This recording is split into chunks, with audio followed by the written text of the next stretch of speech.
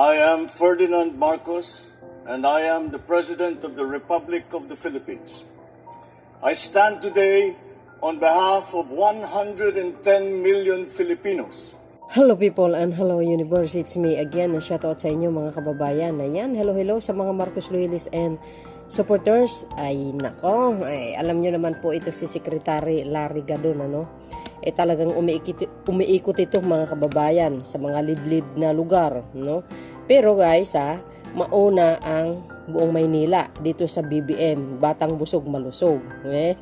Feeding program ito mga kababayan at mga masustansya yung mga ibinibigay, no, ni Secretary Gadon, partnership po ng SM. Alam nyo ba mga kababayan, itong ginawa ni Secretary Gadon, hindi po gumagamit po ito ng pera ng gobyerno, kundi nakikipag-partnership sa SM at saka sa opisina niya mga besa. So dahil dito, yan po ay ang pinuntahan niya dito sa video na ito, kahapon po ito, no?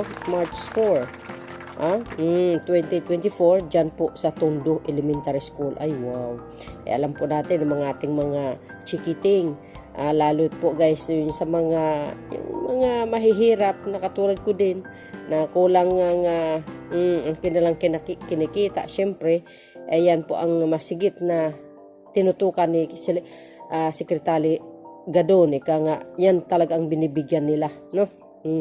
Hindi na sa mga private school kasi mayayaman naman yun sila guys. So kung nakikita nyo dito, nakakatuwa si Secretary Gadon mga kababayan.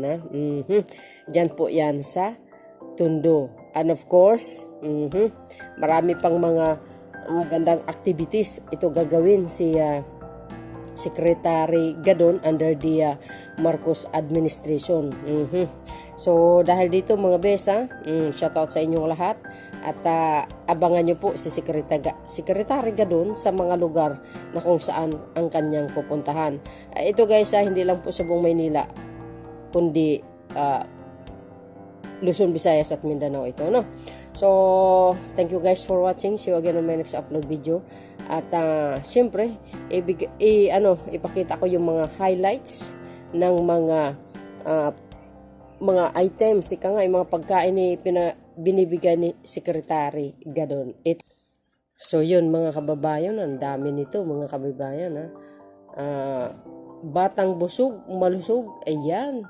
Yan po si Secretary Gadon ng Office of the Presidential Advisor for Poverty Alleviation. Masarap ito, Nutriban. Talaga naman, wow.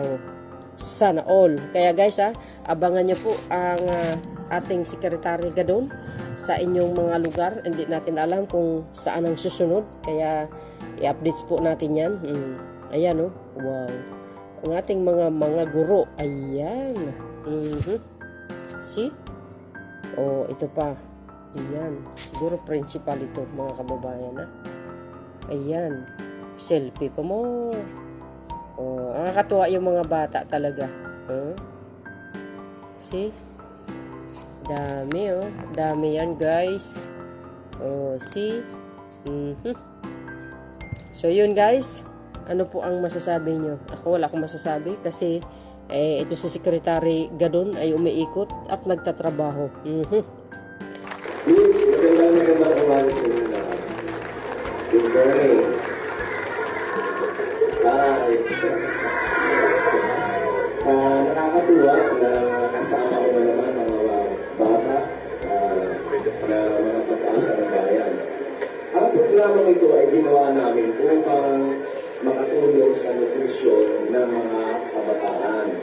Dahil napag-alaman na ang isa sa sanhi ng hindi magandang resulta ng pag-aaral ng mga bata ay yung kulang ang kanilang nutrisyon. Kaya kami sa gobyerno ay nag-isip ng mga paraan kung paano makatulong. Itong ating ginagawang programa na ito ay hindi gumagamit ng pondo ng gobyerno. Walang public funds na involved dito. Ito ay initiative lamang o kagagawan ng mga advokasya ng aming opisina, ang Presidential Advisor on Public Education. upang magsilbing inspirasyon sa ibang mga kababayan natin at sa ibang mga malalaking kumpanya na magbigay din ng tulong at kanila gayahin itong aming ginagawa. Ang aming partner dito ay ang SM Foundation. Kaya ako nagpapasalamat din sa SM sa kanilang pakikipagtulungan sa aming opisina. Sila ay magbibigay ng ibang mga food items dito na magiging parte ng aming programa. At yung iba naman, yung nutriman ay sagot naman ng aming opisina. Alalahanin natin, mga kabataan, ito ang payo ko sa inyo, pagpilihin ninyo ang inyong pag-aaral sapagkat ito ang tanging paraan o pinakamahalagang paraan upang magkaroon kayo ng magandang kinabukasan. Upang maiangat natin ang inyong mga buhay at ang inyong kinabukasan sa mga darating na panahon na kapag kayo ay handa na sumuo sa totoong buhay. Kaya ngayon na lamang ay kayo ay mag-aral na ng mabuti at sundin ninyo ang inyong mga guro sa mga leksyon na kanilang ituturo. At of course, ay alalahanin din natin ang pagmamahal sa Diyos at sa magulang. Upang tayo ay maging lumaking bata na pakinabang at maging mabuting mamamayan.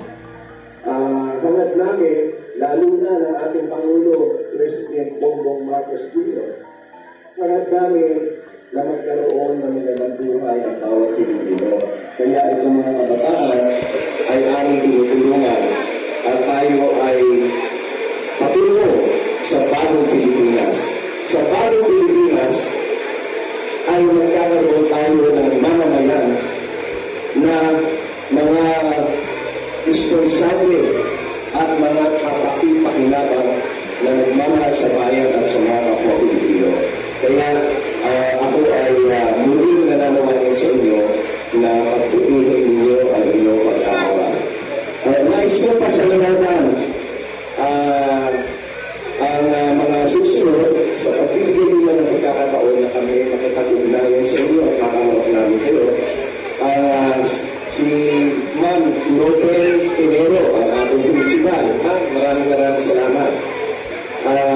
At si Dr. Maricel Basa, PSDS, Superintendent.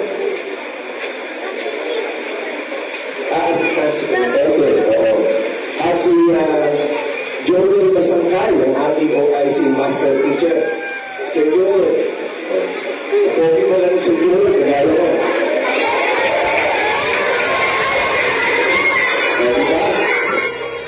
At kanina ay nasa lulo ko, isa pa rin pogi, si Chairman ng Barangay 196, si Ramel Santos. O asa ka si Chairman dyan. Sila ay mga huluwaran na mga naglilingkod sa ating bayan. Kaya ating silang kilalanin at ating silang igalang. At ang ating chairman naman ng Barangay 197, si Alvin Enriquez. So, isa pang napaka-artistahin ito. At si Miss Donna Estapia, ang SPPA President. At si Dr. Melissa Luneta. Kayo na lang. Nakita nyo naman, artistahin din. Lahat sila, artistahin. Ang Assistant School Superintendent. At ako ay ganito sa Tondo, Partido ng Manila. Ang district school division ano dito, ano tawag yan? Yung district office at yung mga district offices dito ay napakahutusan. Kaya ako ay magbibigay ng lubos na paggalang sa kanila at ako ay mahanga sa ating mga guro. Lahat ng ating mga guro na talagang ang kanilang gawain ay papuli-puli at alam niyo ba na napakalaking sakripisyo ang maging guro. Kaya alalahanin namin palagi na ang ating mga guro ay papakahirap, nagsasakripisyo upang kayo ay mabigyan ng magandang edukasyon. At kaya lagi natin silang igalang.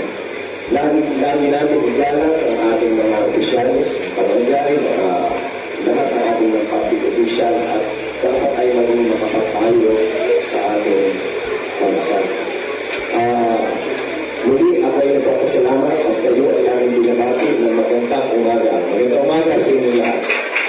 Secretary Gadon, sa Tondo Elementary School. Yes. So, ano pala ito guys, no?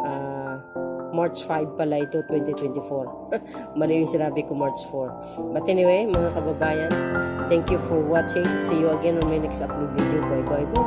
And babush! God bless Philippines! Ayan.